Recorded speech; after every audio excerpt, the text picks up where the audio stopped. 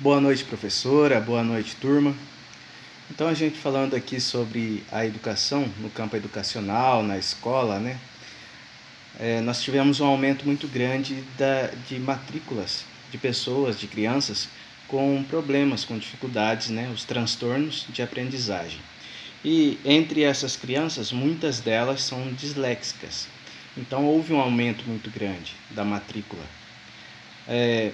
Nós sabemos também, acompanhando aí através das pesquisas, dos estudos, que a estrutura que o governo traz para ajudar essas crianças, né, nesse aprendizado, ela é muito precária, ela é muito falha, é uma estrutura muito deficitária, precisa de um melhoramento muito maior.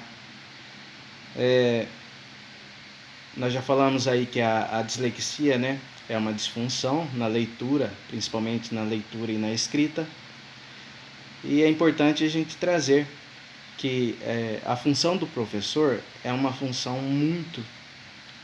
extremamente importante, uma vez que nós temos lá no colégio a importância de toda uma equipe, né, direção, professores, todos os funcionários do colégio podem ajudar, podem dar suporte, mas o professor é aquele que está ligado diretamente ao aluno. Por isso essa necessidade de uma ligação especial entre o aluno e o professor. E é necessário que essa ação ela seja rápida, porque o desgaste, o esforço dessa criança costuma ser muito grande.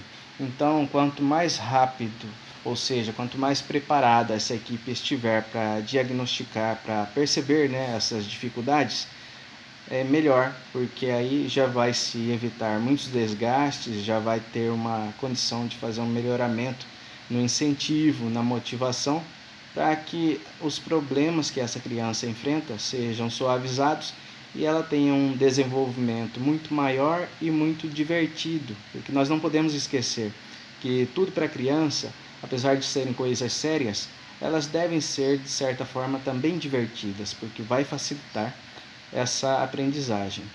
Nós vemos aí numa imagem nos slides uma criança enfrentando os problemas nos cálculos matemáticos. Esses problemas para o disléxico, eles aumentam ainda mais quando existe a mistura das letras com os números. Nós sabemos que números são símbolos, letras também. Então, quando você começa a chegar naquela fase em que se utiliza letras, aí a gente está aí aumentando a quantidade de símbolos. E isso vai ficando cada vez pior.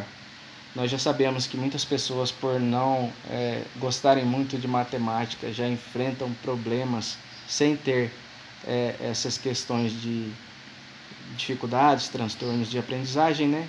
Mas para a pessoa que possui os transtornos é muito mais difícil. Daí voltando, essa necessidade, né, de incentivo, de acompanhamento desse aluno de perto.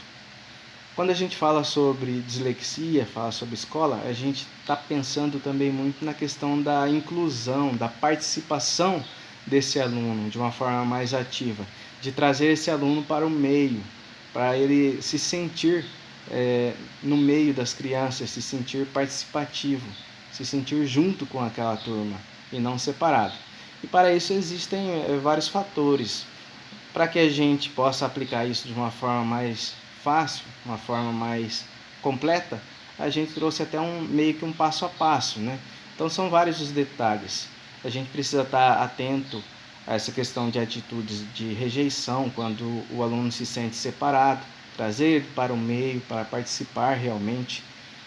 O conteúdo, ele precisa de fato estar voltado para o aluno.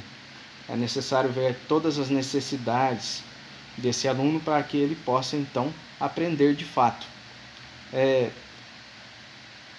O método, quando a gente fala em método, a gente realmente está pensando em uma questão, numa questão de passo a passo. É pensado em uma problemática, né, que o aluno está enfrentando, e a gente vai fazer lá então a aplicação de vários itens que já foram estudados, medidos e deram certo. E existe um método de ensino.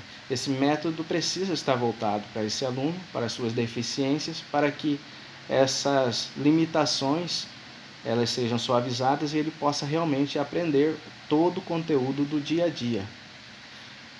Então a gente tem aí essa necessidade desse foco realmente na criança, não é trazer conteúdos, um método que está lá programado simplesmente, mas que tenha foco principalmente no aluno, o que o aluno precisa e não o que eu quero e gostaria de passar para esse aluno.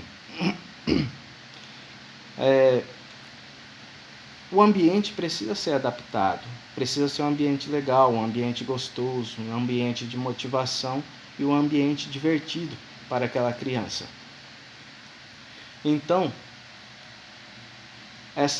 esse planejamento que vai ser feito para passar todo esse conteúdo para a criança, ele é um conteúdo que precisa ser planejado, programado diariamente. Não tem como a gente pensar numa aplicação de um conteúdo, num ensino de técnicas num primeiro dia e abandonar a criança para que ela se desenvolva sozinha. Com o disléxico e com a maioria das crianças, mas principalmente com o disléxico, isso não existe. Ele precisa ser acompanhado diariamente, precisa ter um planejamento para ver qual foi o seu desenvolvimento, o que ele ainda precisa ser visto, o que ele aprendeu para que ele seja incentivado, parabenizado por aquilo, e todos os dias, diariamente, acompanhar o ritmo para que ele possa realmente aprender tudo o que ele precisa para se fortalecer nesse processo de aprendizado escolar e, por que não, aprendizado para toda a vida, né?